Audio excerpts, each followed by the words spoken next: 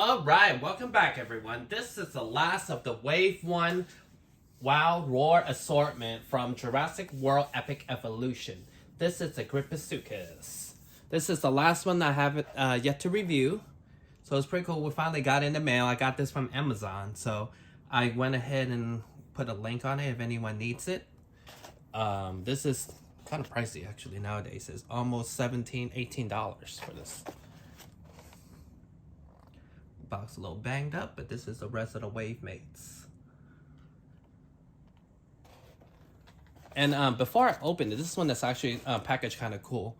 If you look at it this way, it looks like the tail can turn the way they packaged it, but you know, you still, like all the other Roarvores we have, got plug in the tail, but I just thought that was a cool little feature they have in the box. Let's open it and check it out. All right, so we open Gryposuchus. This figure is actually quite large. If you look at it next to a human figure, he could actually be longer because his tail is actually curved. So it's not as long as the potential they could have been. So the first thing first, I would love to say this figure, my sample painted, the eye isn't as well. No, neither on this side either. Isn't painted as well. I got it off Amazon, so it wasn't like I got to really look through a whole bunch of specimen. But I will say what I do enjoy about this scope already, not only that it's a special new species, it's the fact that the teeth, Mattel has gotten so much better with their carnivore teeth these days, where it's like a separate piece of plastic versus just denture-ish that, you know, they have to paint in, that is part of the scope, where a lot of times it's just very, either it's missing a whole bunch of teeth or it's just very badly painted. It's just not a good aesthetic to the figure. So this figure, like I said, pretty large. Also comes with this nice navy blue. Along with there's like little horns on his eyes on top of the eyelids. But I'm loving this navy blue with the kind of pinkish orange that it has, kind of papaya-ish color. But this blue is beautiful.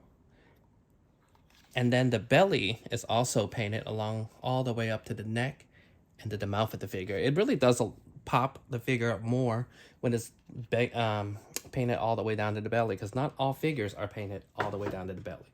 Such as this Velociraptor. It's very basic. It's very just a few stripes deco. Doesn't really pop. It just looks like a kind of blob, versus this one we have with the nice painted belly. It has 3 little random stripes. I wish that they were doing a little more, or just don't do it at all, because it's just kind of random. But overall, I think Epic Evolution figures wise, deco wise department, they've been doing a lot better than other collection. They're Mattel's figure out their formula. It could be that we're paying a little bit more nowadays, so who knows.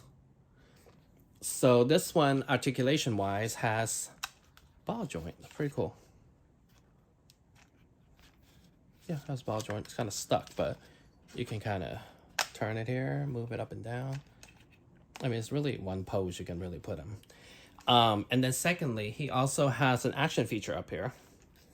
It's turn of the wheel.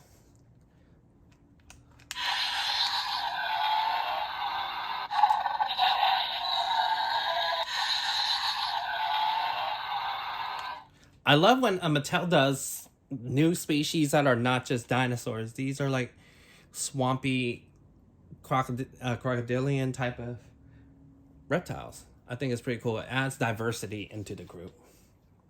So this was not the first one we've gotten. We also gotten one, a bigger cousin of his, back in, I want to say this was Primal Attack, towards the end of the year. This was the last wave, kind of dusty.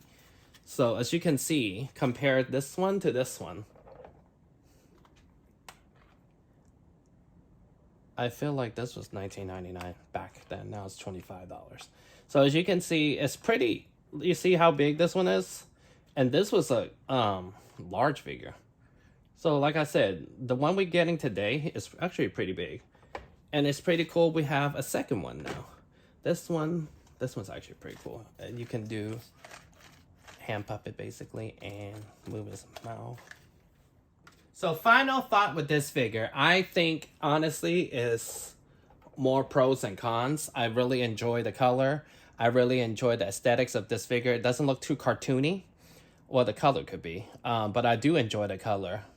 Like even this part looks almost very Snick-like, the scales and the color. Like I said, I can do without the 3 little strips over here. Kind of random, but I think it's a great figure. And actually definitely adds diversity into your collection. And this is a deco color we never had before, so that's pretty cool because I feel like Mattel recycles a lot of their colors, decos. And I like the action feature. And I especially like